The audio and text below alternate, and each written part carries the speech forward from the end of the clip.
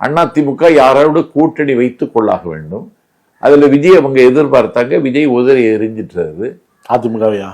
ஆமா, ஒரு உதறி எரிஞ்சிட்டாருல்ல. இது வரைக்கும் 2 பேருமே ஒருத்தருக்கு குறை சொல்லாம இருக்காங்களே. இல்ல அப்படி ஒரு பேச்சு அடிபடுது, அதெல்லாம் கிடையாது. அறிக்கை இப்போதைக்கு அறிக்கை விட்டாங்க. அறிக்கைதான், அந்த அறிக்கையில தான் ஆப்பு வச்சுட்டாரு. இப்ப யாரும் அவங்களுக்கு கிடைக்கல, யாரும் கிடைக்கவும் மாட்டாங்க. சிறையில் இருக்கிற தேவநாதன் கூட வேண்டாங்கிறான்.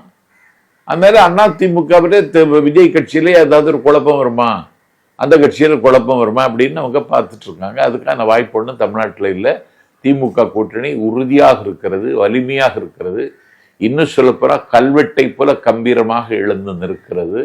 இன்னும் சொல்ல போனால் ஆகாய மளாவை இன்றைக்கு எழுந்து நிற்கிறது.